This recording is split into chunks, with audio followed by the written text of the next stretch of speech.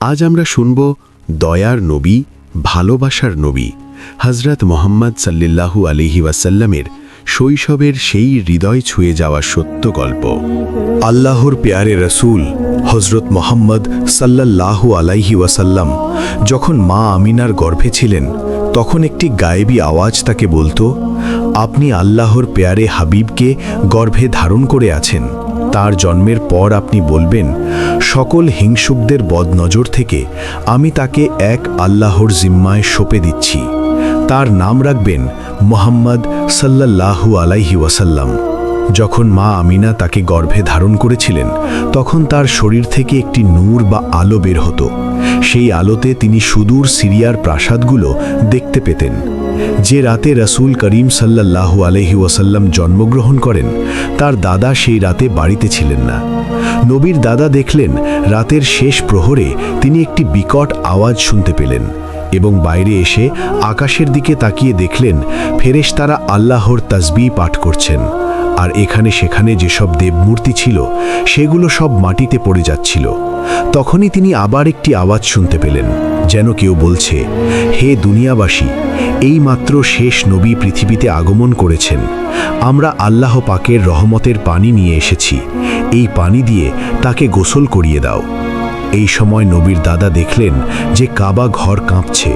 এতে তিনি অবাক হয়ে বাইরে গেলেন এবং দেখলেন সাফা ও মারওয়া পাহাড় থরথর করে কাঁপছে। এসব দেখে তার শরীরেও কম্পন শুরু হয়ে গেল।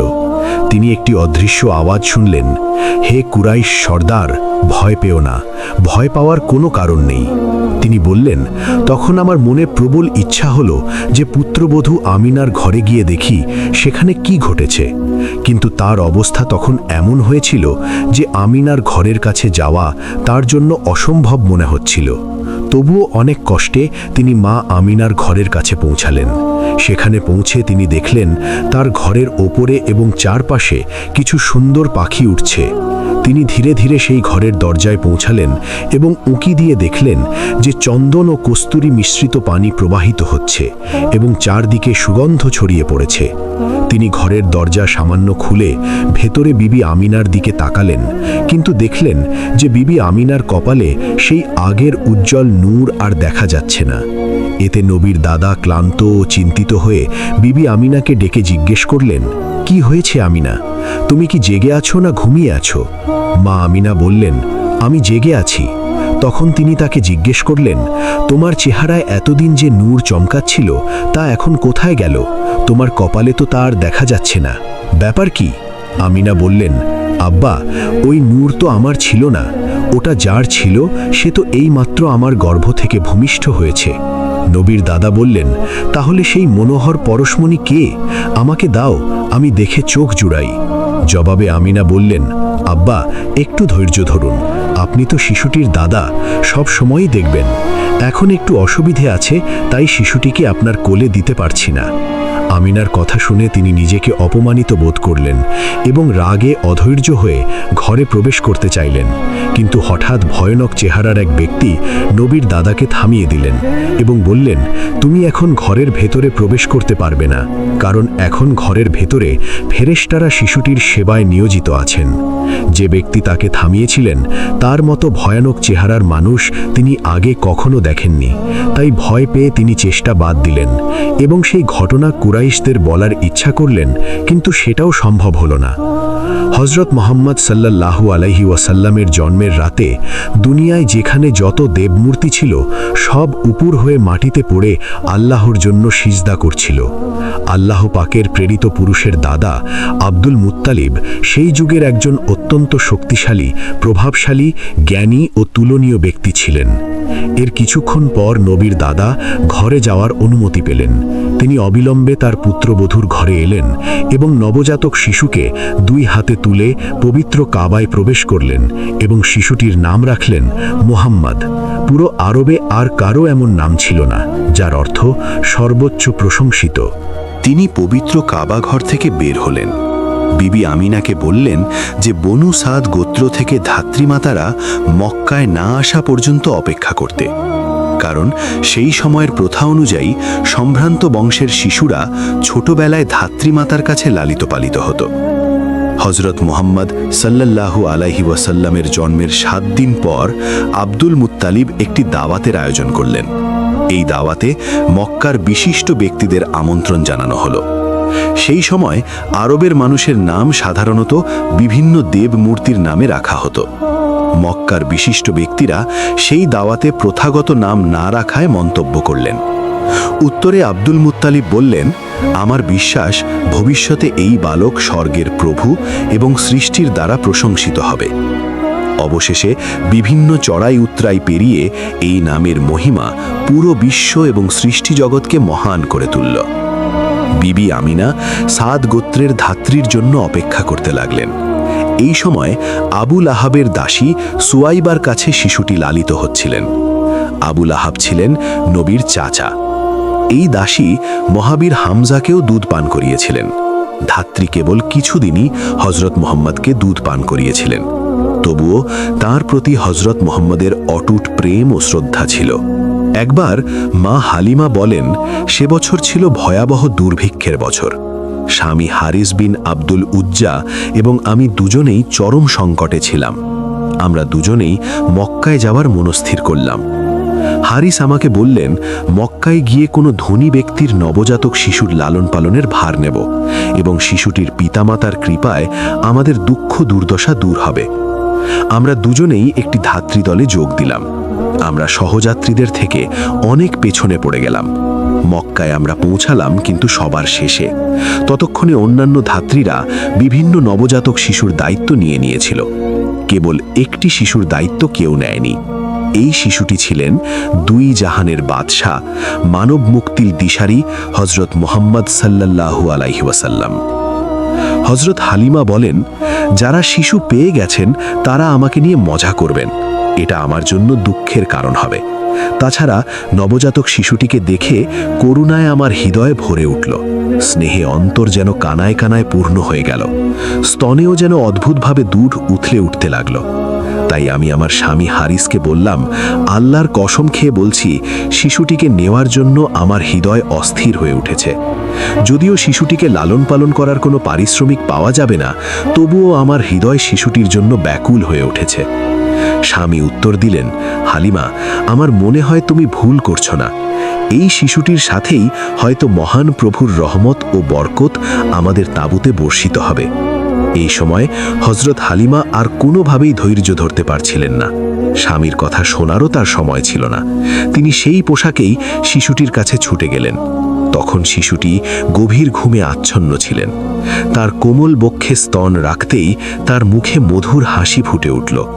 শ্যামল চেহারার দিকে চোখ তুলে তাকানোর পর তারা নিজেদের তাঁবুতে এলেন। তাঁবুতে এনে ডান দিকের স্তন তার মুখে দিলেন, এই আশায় যে মহান প্রভু যদি তার ক্ষুধা মেটানোর কোনো ব্যবস্থা করেন।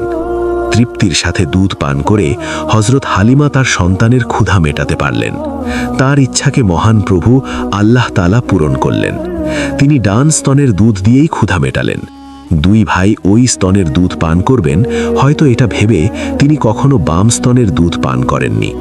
হজরত হালিমা বলেন, সেই রাতে আমি শান্তিতে ঘুমালাম। পরদিন সকালে ঘুম থেকে জেগে স্বামী বললেন, হে হালিমা, যে শিশুর লালন পালনের ভার তুমি নিয়েছ তার উপর নিশ্চয়ই মহান প্রভুর অসীম বরকত রয়েছে। আমি শিশুটিকে নিয়ে গাধার পিঠে চড়ে রওনা হলাম। গাধাটি দ্রুত গতিতে ছুটতে শুরু করল। অল্প সময়ের মধ্যেই আমরা অন্যদের ধরে ফেললাম। তারা আমাকে দেখে চমকে গেল। পাছে আমাদের গাধা সাথীদের পেছনে ফেলে এগিয়ে না যায়, তাই সাথীরা চিৎকার করে বলতে লাগল, এ হালিমা, তোমার গাধা ধীরে চালাও। সকল সঙ্গিনীরা একে অপরকে জিজ্ঞেস করতে লাগল, যে গাধা নিয়ে ও বেরিয়েছিল, এটা কি সেই গাধা? নিশ্চয়ই এর ওপর কোনো জাদু হয়েছে যা আমরা জানি না। হজরত হালিমা বলেন, আমাদের ঘরে মুহাম্মদ আসার পর শান্তিতে ভরে গেল। ধীরে ধীরে বড় হতে লাগলেন। 9 মাস বয়সে মায়ের দুধ ছাড়াই তিনি এত মধুর স্বরে কথা বলতেন যে আমরা সবাই মুগ্ধ হয়ে যেতাম। এভাবে হজরত মুহাম্মদ সাল্লাল্লাহু আলাইহি ওয়াসাল্লামের 2 বছর পূর্ণ হয়ে গেল। মুহাম্মদকে তার নিজের মায়ের কাছে ফিরিয়ে দেওয়ার কথা। মা আমিনাও নিজের ছেলে মুহাম্মদের জন্য অস্থির হয়ে উঠেছিলেন। কিন্তু হালিমার জন্যেও হজরত মুহাম্মদ সাল্লাল্লাহু আলাইহি ওয়াসাল্লামের বিচ্ছেদ সহ্য করা কঠিন মনে হচ্ছিল।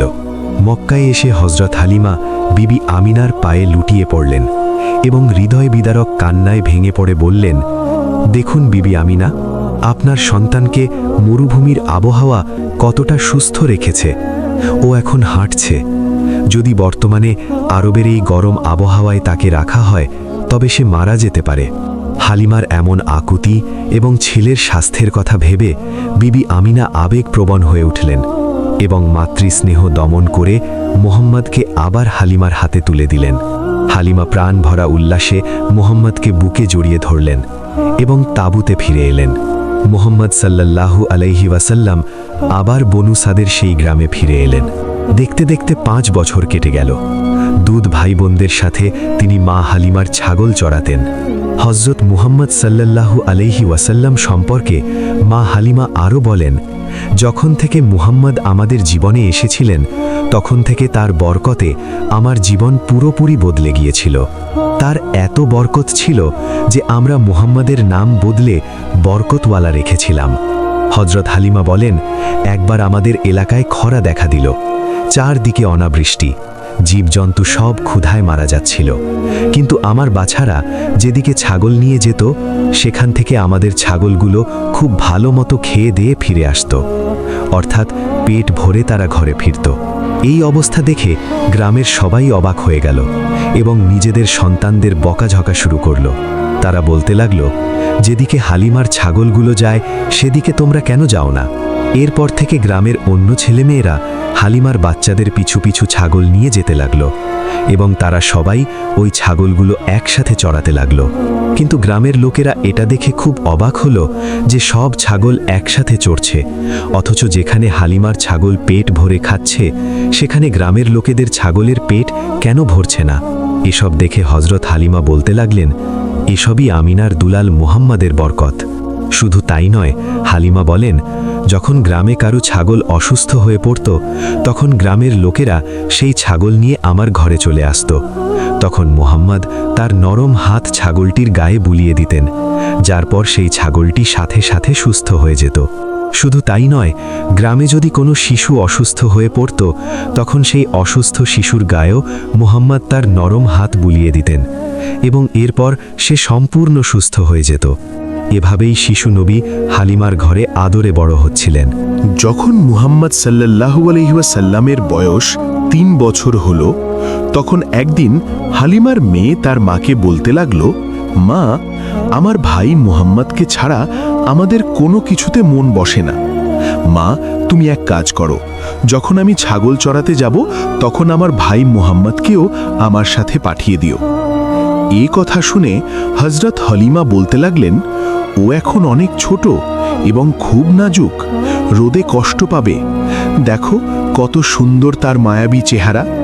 আমি কখনোই তাকে তোমার সাথে দিতে পারি না, ও তো আমার শাহজাদা। যদি বনে যাওয়ার সময় মুহাম্মদের পায়ে কোনো কাঁটা ফোটে, ও এখনো অনেক ছোট, তাই আমি তোমার সাথে বনে পাঠাতে পারি না। বনের জীবজন্তু তাকে বিপদে ফেলবে এবং তাদের দেখে মুহাম্মদ ভয় পাবে। মায়ের মুখে এমন কথা শুনে হালিমার মেয়ে বলতে লাগলো, মা, তুমি রোদের কথা বলছো?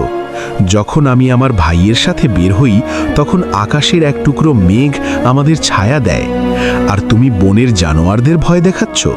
তাহলে শুনে রাখো, বনের জীবজন্তু এসে আমার ভাই মুহাম্মদকে জড়িয়ে ধরে চুমু খায়। জীবজন্তুও তাকে ভালোবাসে।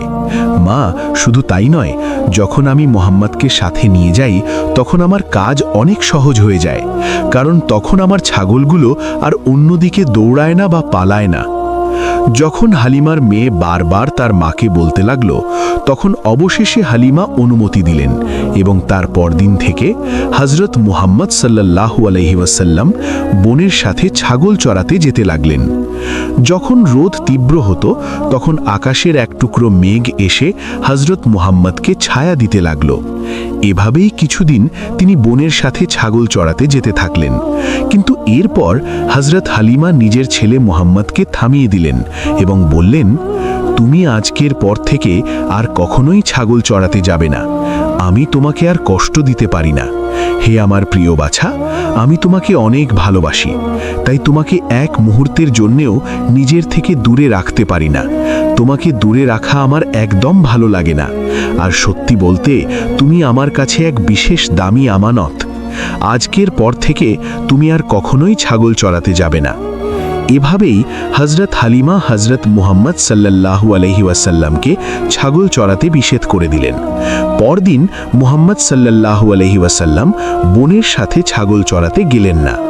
তার পরের দিনও গেলেন না এবং তৃতীয় দিনেও তিনি বনে গেলেন না। এরপর হযরত হালিমা দেখলেন যে তার মেয়ে একদিন কাঁদতে কাঁদতে বাড়ি ফিরছে। মেয়েকে দেখে হালিমা জিজ্ঞেস করলেন, কি হয়েছে মা, তুমি কাঁদছো কেন? তখন হালিমার মেয়ে জানালো, মা, আমাদের একটি ছাগল শেয়াল ধরে নিয়ে গেছে। হালিমা যখন মেয়ের মুখে এই কথা শুনলেন তখন তার চোখেও সাথে সাথে পানি চলে এলো। পাশেই দাঁড়িয়েছিলেন হযরত মুহাম্মদ। যখন তিনি মায়ের চোখে পানি দেখলেন তখন তার চোখ থেকেও পানি পড়তে লাগলো, কারণ তার হৃদয় ছিল অত্যন্ত কোমল। কারো দুঃখ তিনি সহ্য করতে পারতেন না, আর দাইমা হালিমা তো তার নিজের মায়ের মতোই ছিলেন। শিশু নবী বলতে লাগলেন, আম্মাজান, আপনি কাঁদছেন কেন? হযরত হালিমা বললেন, হে মুহাম্মদ, আমাদের ছাগল বনের শেয়াল ধরে নিয়ে গেছে। এই কথা শুনে দয়ার নবী হযরত মুহাম্মদ তার মাকে বললেন, আম্মাজান, আপনি কান্না থামান, আমি এক্ষুনি গিয়ে ছাগলটি নিয়ে আসছি। এই কথা শুনে হযরত হালিমা বললেন, না, তুমি কখনোই বনের দিকে যাবে না।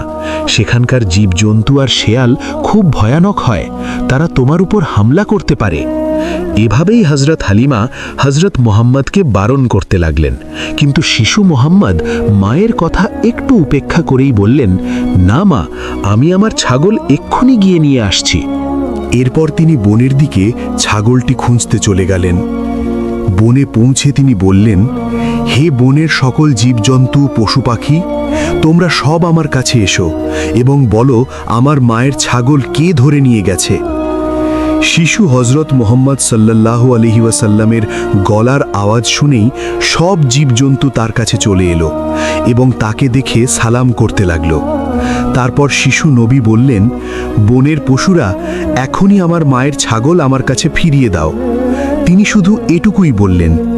তখন বনের সব জীবজন্তু সেই ছাগলটিকে সাথে নিয়ে তার কাছে দৌড়ে এলো এবং তার পায়ের কাছে মাথা নিচু করে সালাম করতে লাগলো। কিছু না বলেই সেই শেয়াল তার চরণে বসে পড়ল এবং খুব আদরের সাথে বলতে লাগলো, হে আল্লাহর নবী, আপনার ওপর আমাদের জান কুরবান হোক। এই কথা শোনার পর তিনি বলতে লাগলেন, বনের পশু পাখিরা, তোমরা কি জানতে না যে এই ছাগলটি আমার মা হালিমার? তাহলে তোমরা কেন আমার মাকে কষ্ট দিলে? তোমরা কি জানতে না, গিয়ে দেখো আমার মা তার ছাগলের জন্যে কাঁদছেন। তোমরা আমার মায়ের ছাগল কেন নিয়ে গিয়েছিলে? তখন সেই জীবজন্তুরা বলতে লাগলো, হে আল্লাহর রসুল, আপনি তো ছাগল চড়াতে কিছুদিন বনে এসেছিলেন। সেই সময় আমরা আড়াল থেকে আপনার মুবারক চেহারা দর্শন করতাম এবং এটাও দেখতাম যে এই পুরো কায়নাত সৃষ্টিকর্তা তার হাবিবকে কেমন করে বানিয়েছেন। হে রসুল আল্লাহ, আপনি তো তারপর থেকে এই বনে আসা বন্ধই করে দিলেন। এভাবে 3 দিন হয়ে গেল আপনি বনে তোশরিফ আনছিলেন না। তাই আমরা সব ভাবছিলাম যে যদি হালিমার একটি ছাগল ধরে রাখি তবে সেই বাহানায় আমরা সবাই আপনার দর্শন পাব। আমরা ভেবেছিলাম যদি রসুলের দ্বিতীয়বার দর্শন পেতে হয় তবে হালিমার ছাগল তুলে আনতেই হবে, কারণ মোহাম্মদ সেই ছাগল ফেরত নিতে এখানে অবশ্যই আসবেন, কেননা তিনি তার মাকে কখনো কাঁদতে দেখতে পারেন না। আর এভাবেই আমাদেরও দিদারে মুস্তাফা নসিব হবে। তারপর সেই পশুরা বলতে লাগলো, হে আল্লাহর রসুল, আপনার ওপর আমাদের জান কুরবান হোক। এখানে এই ছাগল ধরে আনা একটি বাহানা ছিল, কিন্তু আমাদের উদ্দেশ্য ছিল আপনার মুবারক চেহারা দর্শন করা। এজন্যই আমরা আপনার আম্মার ছাগলকে লক্ষ্য বানিয়েছিলাম। আপনারা ভালোবাসার এই সুন্দর দৃশ্য দেখলেন। এই জীবজন্তুদের মধ্যে সিংহ ছিল, যাকে সবচেয়ে বিপজ্জনক প্রাণী বলা হয়। শেয়াল, যাদের ধূর্ত ও বিপজ্জনক মনে করা হয়, তারাও সাথে ছিল। ওই বনে যত ভয়ানক জীবজন্তু ছিল সবাই সেখানে উপস্থিত ছিল। যদি একটা ছাগলকে কোনো শেয়াল বা বাঘ ধরে নিয়ে যায় তবে তাকে কখনো ছাড়ে না, কিন্তু শিশু মুহাম্মদ সাল্লাল্লাহু আলাইহি ওয়াসাল্লামের ভালোবাসায় জীবজন্তুও তাকে সম্মান জানাচ্ছিল।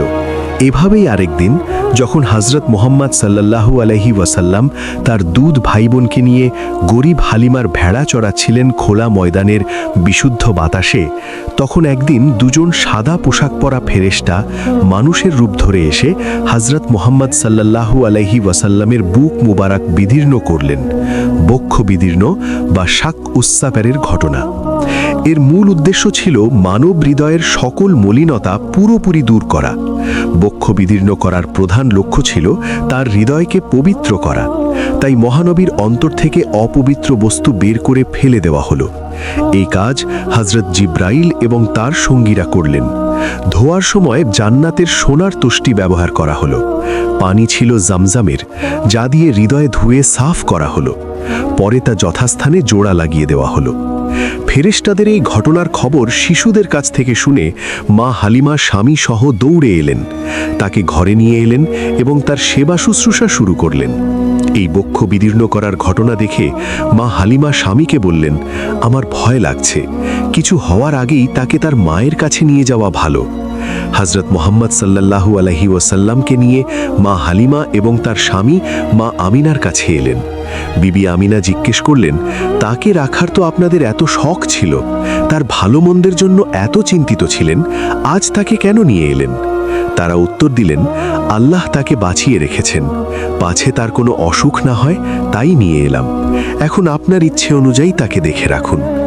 বিবি আমিনা বারবার জোর দিয়ে বললেন, বাচ্চার কি হয়েছিল? অবশেষে হযরত হালিমা হযরত আমিনাকে সব কিছু খুলে বললেন। যখন জিজ্ঞেস করা হলো যে কোনো জিনের আছর হয়েছে কিনা, তখন বিবি আমিনা বললেন, এই পৃথিবীতে কোনো জিনের সাধ্য নেই আমার ছেলের কোনো ক্ষতি করার, কারণ তার সামনে এক বিশাল সম্ভাবনা রয়েছে। মা আমিনা এটাও বললেন যে পেটে থাকার সময় কিভাবে তার শরীর থেকে একটি জ্যোতি বের হতো এবং সেই আলোতে তিনি সিরিয়ার প্রাসাদ পর্যন্ত দেখতে পেতেন। বাচ্চার জন্মের সময় তার কোনো কষ্ট হয়নি। তিনি বললেন, আমি আমার জীবনে কারো কাছে এত সহজ প্রসবের কথা শুনিনি। তারপর বিবি আমিনা বললেন, ঠিক আছে, তাকে আমার কাছে রেখে যাও। তিনিই ছিলেন আমাদের দয়ার নবী, ভালোবাসার নবী, হযরত মুহাম্মদ সাল্লাল্লাহু আলাইহি ওয়াসাল্লাম। আলহামদুলিল্লাহ, এই ছিল আজকের গল্প। আশা করি এই গল্প থেকে আমরা সবাই শিক্ষা নেব আর আমাদের ঈমান আরও দৃঢ় হবে ইনশাআল্লাহ। যদি গল্পটি ভালো লেগে থাকে তাহলে ভিডিওটিতে একটি লাইক দিন আর এমন অনুপ্রেরণাদায়ক ইসলামিক গল্প শুনতে আমাদের চ্যানেলটি সাবস্ক্রাইব করুন। মন্তব্যে লিখে জানান পরের গল্পে আপনি কি শুনতে চান। পরবর্তী ভিডিওতে আবার দেখা হবে। ততদিন পর্যন্ত আল্লাহ হাফেজ।